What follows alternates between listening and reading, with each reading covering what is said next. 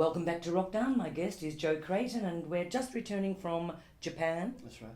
Back to Australia. Back to Australia in 71, I think. Yeah. So 71, I came back to Australia, and I hooked up, through the Meraji connection, with Lindsay Field and Trevor Wilson, rest in peace, who was the bass player with the La-Di-Das, one of the founder members.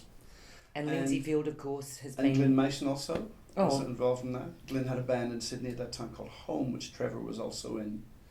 And we were sort of doing music with what we call it, the sector of the cult. I'm not involved in it anymore, so I can say anything I like, really, without being... So we came down to Melbourne, and I remember Trevor saying, okay, we'd driven all night, and we arrived, I think, Saturday afternoon or something like that, and Trevor said, we've got to go straight to the station hotel because Daddy Cool are playing there. You guys have got to see Daddy Cool. So we arrived from our drive into Hume House, and in those days it took a boom, bang, bang. Yeah. We've got all our PA in the back, we have mattresses, we're all like sleeping in the back. You have to stop in Gunga Guy, you have to stop in... It just took forever. So anyway, but I don't even know what time, probably was like a 2-day trip really in the old Bedford truck. It would be. And we arrived in the afternoon at the station hotel to see the last set of Daddy Cool.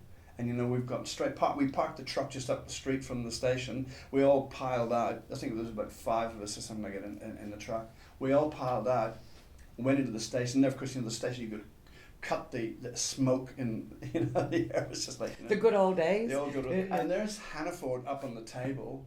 This is Ross Hannaford. Ross Hannaford doing his thing, and it was so exciting. It was just such a vibe, you know what I mean? And that was just very exciting, and it was our welcome to Melbourne. So then, we I think we got a gig. We talked to Mark Barnes and got a gig next week at the station, and we started playing in there a little bit. And later on, you hooked up with Ross. Hannaford joined us. That's right. In Billy T.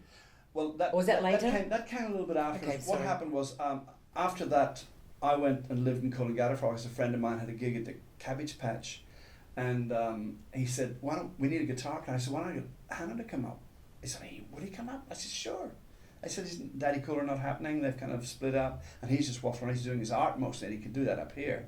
So I called Hannah, and I said, "You want to come up and just do a summer season?" He said, "Yeah, that'd be great." So we come up, and just the 3 of us, we played a 3-piece. We played about 4 nights a week at the Cabbage Patch, and we just lived up there in 8 Mangoes, So we had a great time. I think we lived up there for a year, and then Ross and I started writing songs together, and then we had the idea of creating a band and coming down to Melbourne, and we did that. We wrote quite a few songs, and Hannah came up with the name Billy T, which was, and he had, he did his artwork for it, which we used to call it the flying porridge, it was like the writing with the bits flying off it, it was great, it was a great symbol.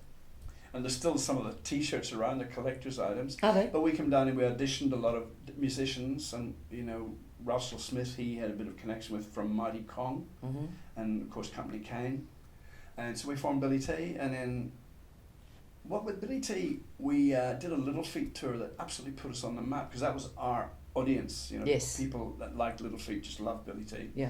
And immediately we were just packing out every venue, Tiger Room, Martinis, all the haunts around Melbourne. We were packing them out, and we got a record deal.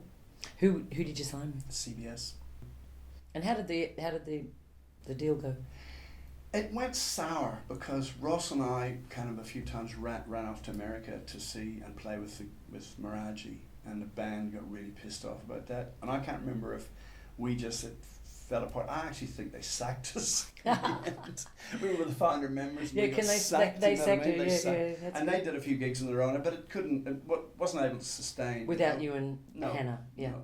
So it sort of it drifted apart, and about that time, I was sitting in my flat and I got a knock on the door, and there's this really tall guy all dressed in black. He says, "Joe, I'm Mark Gillespie."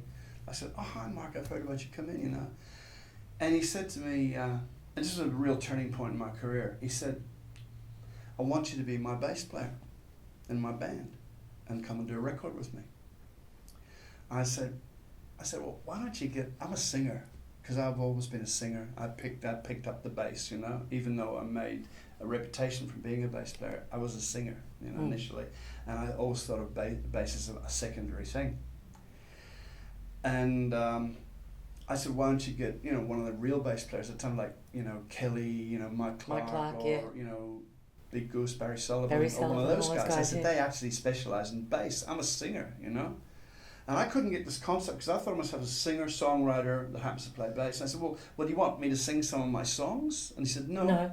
I just want you to play my songs. And this was like a weird concept. You sort of know? underestimated yourself because we all thought of you as obviously a singer, but one of the hottest bass players around. Well, see, I didn't, you didn't know. No, I didn't. I was very underconfident, I must be honest, as a bass player. You know, I remember one time playing with Billy T at remember the swap?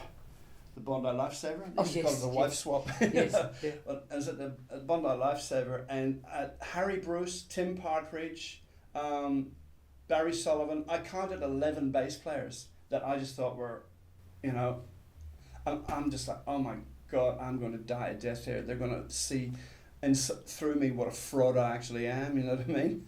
And one by one they all come up and said to me, really love you playing, mate. And I was like, oh, they're just being nice, you know, yeah. because I really was so underconfident as a bass player, you know.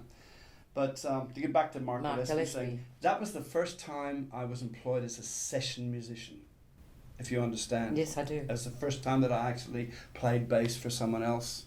And we went on and we did that. I did some gigs around with them, and Ross came in and played. Then we went up to the Music Farm and did the Only Human album. After Mark Gillespie, I played with quite a few. I'm trying to think the chain of command. I played with Tim Finn on the Escapade tour. So I played with Black Sorrows before that for a little while in the early inception, which is my first main link with Joe. I'd done some sessions for him, but then that was the first time I think I played on the second couple of albums before Vic and Linda came in. Yep. And the original sound which made him want to have girls in the band was Shirley Matthews, Vanetta, and myself, even though I wasn't a girl.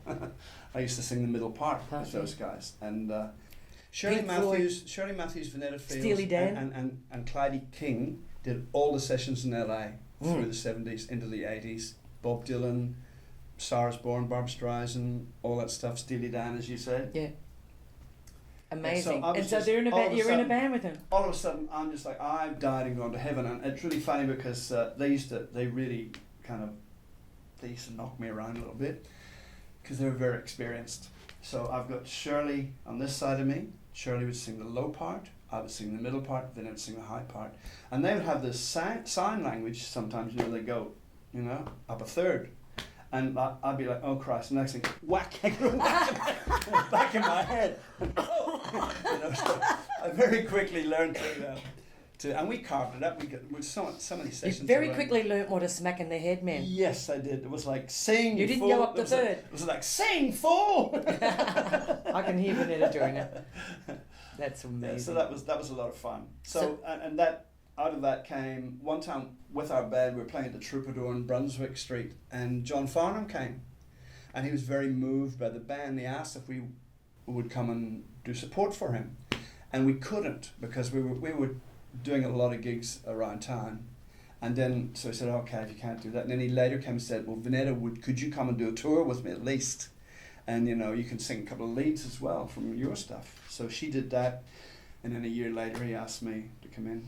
On the back of that, or I don't know whether I'm correct, on the back of that you actually toured with Olivia Newton-John, is that right? Yeah, well, what happened one time, we were doing the main event with Anthony Warlow, and Olivia hadn't been doing any gigs for quite a while, and she really wanted to start doing it again. I don't know why. So the main event was John, Olivia, Anthony Warlow, correct. and and an orchestra and the band. There was two bands, an orchestra and then us. So full orchestra, wasn't it? Yeah, it was a huge thing. And she was talking to John. She said, you're so lucky you've got this great band. They seem to be so supportive of you. And it's just at any point, you seem to be able to just really relax and enjoy what it is that they... And he said, yeah. And he said, she said, I wish I had a band like that. And he just said, why don't you use them? Because I don't use them all the time. And she said, could I? So we went and did a tour with her. Our first tour. I heard that was amazing in America. We didn't even realise how big she was, because it's like we'd be playing all these casinos, and you come outside the stage. Let's go back to our rooms or down the bar and have a bit of a drink. Next thing would be literally mobbed. It was like, my God, you know. It's like I'm not Olivia. I'm Joe. We just didn't expect it. We just didn't expect it. You just have to stop putting your clothes on after the show. Oh dear. We're going to take a short break, and when we come back, I also want to ask you all of your stuff, because you've written many albums, and you have a fantastic career going in your own right. But just when we come back, just a quick little snippet with doing the Kylie tour and a couple of other ones. We'll be back very soon with Joe Creighton. Rock down.